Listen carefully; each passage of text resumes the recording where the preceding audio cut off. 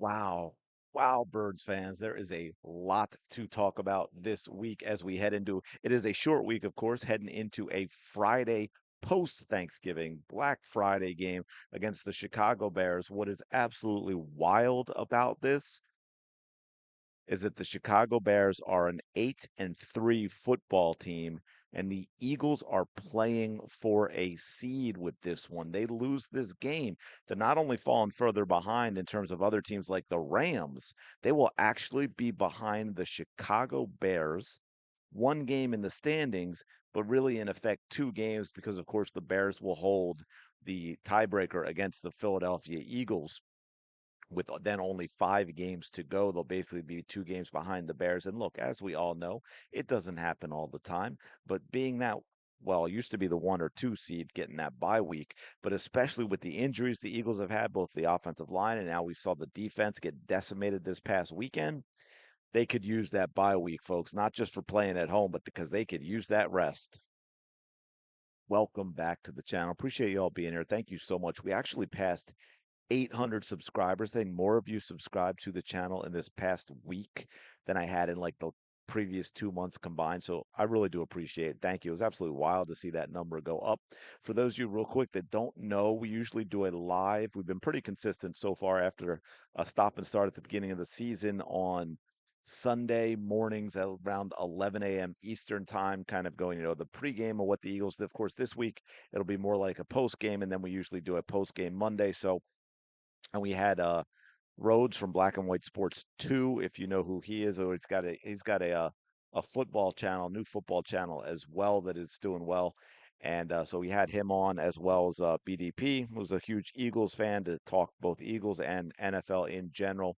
Just so you know, now I'm not sure. I'll probably post it up how we're doing it this weekend. It just hit me with the Eagles playing Friday. But anyway, thank you so much for being here. I wanted to keep this one focused on just a few things so we don't go all over the place that I saw with Jalen Hurts that I think is important to point out amidst all of the problems that this offense is having and what it is we truly need to fix.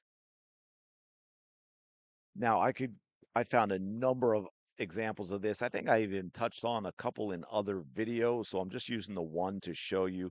But of course, there is this talk about Jalen Hurts. One of the big problems and why he's not going to be a great quarterback, and he's not a great quarterback, and all that is that he doesn't go through progressions. And as we can see here, this is just again, and there are many examples of okay, boom, he's looking. And as you can see with this, look at the four receivers across the board, all in the same spot. Look at the Cowboys defenders. They know what is coming. You can see it in the way they're lined up. So Jalen, he drops back, boom, he's looking through. That's not there. Let me switch over here, look to the middle. Now look where they all are. They're all running the damn hitch routes, of which we lead the NFL. They all go their 5 or 6 yards and they turn around, and the defenders are just sitting on it at now. They don't respect any other options in these routes. And now, of course, thankfully to the Dallas Cowboys, what they didn't do was cover Saquon Barkley. So Hertz can go through all of these. He even looks out there and they say, okay, well, I'm just going to have to hit the check down because it is the only thing available. And it actually becomes a pretty big play. Now, of course, if someone was on that check down, then we're in a little bit of trouble. Now, we also have this one. Jalen can't throw over the middle. Jalen doesn't have touch. Jalen can't do things like look off defenders and so forth, which again, we're going to show that is a another lie. You can see Jalen is going to look to the right. He's going to use his eyes to hold the linebacker on this. Right, he's looking a little to the right. He's got keeps the linebacker there, sort of in the middle of the field, but he knows he's got AJ on the slant, and because of the formation, he knows he's got it open, so he's going to hold that linebacker and he's going to throw it right over him. And I know a lot of people are like, oh, it's a little bit behind. He threw where he needed to throw for a touchdown. It happens all the time with all of the great quarterbacks. But again, if you watch this drop back and look at his head, he's looking a little bit to the right. So he's holding that middle linebacker there. He's got to think, well, Jalen may be going over there. And then, boom, just going to turn. I know where AJ is. I'm going to hit him. And we've got ourselves a touchdown. But I keep getting told these are the things Jalen Hurts can't do. And then this, again, absolutely love this play. This is one of these few times, we've talked about this a lot. The offense, it's from the offensive coordinator, the play calling, everything is too damn slow. By the time they get to the line, they have no time to make any adjustments. One of the things Jalen Hurts, we saw with it last year, Barkley talked about it a lot, is his ability in pre-snap. He's gotten so much better in reading defenses, and now what we see here, he actually gets to the line. We get to the Eagles to the line with a lot of time for the first. I shouldn't say first time, a rare, rare moment. So he gets to look at everything. He gets to check it out, see what everything is being, what's being done. He sees that the Cowboys have gone now with a very, very light box, and he says, "Hey, you know what? Hell with this. I'm going to change this. I'm calling my own number.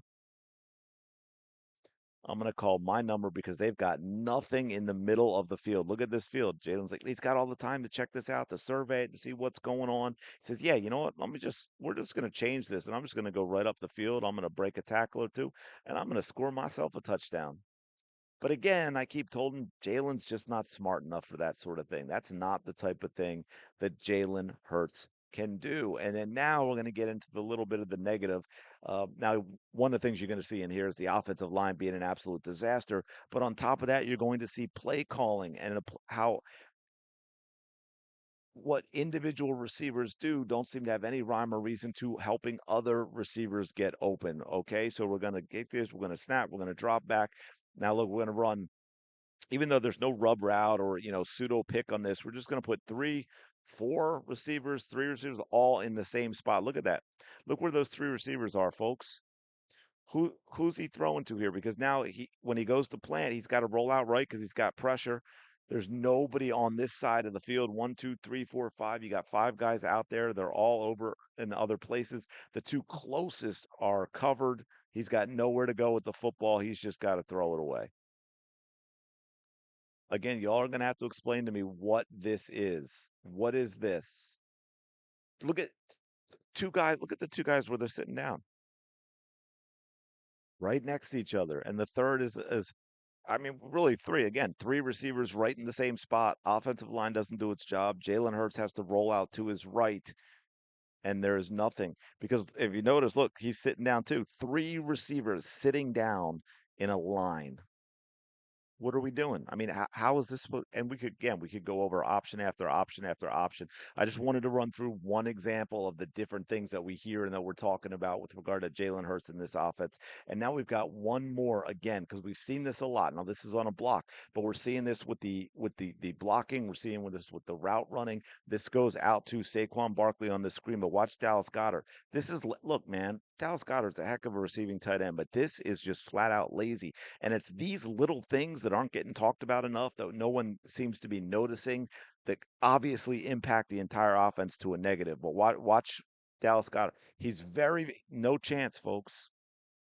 He's got no chance. I'm going to slow this down a little bit and just watch Dallas Goddard at the top of that triangle out there. Or I guess if we include Saquon, we got ourselves a diamond. But he is very, very slow and lazy. I mean, he's got no chance of getting to that block. Devontae Smith then has to pick it up instead of doing anything else, and we sniff it out. I mean, heck, at least it was positive yardage. But this is again, Dallas Goddard. Devontae Smith is I think I was at Devontae, or is that Devontae? Yeah, I think so. Trying to get out ahead, but he's got to pick up the man that Dallas Goddard misses because he's lazy getting out with the block. Lazy getting out with the block. You know what? No, I'm gonna now you can clearly see it. I'm gonna go just let it run through full speed again so you can see this lack of effort from Dallas Goddard, this lack of urgency to get to this block. I mean, that's bad, folks. There's no excuse for that. And it only takes one player in a game like football to just completely blow up the entire offense.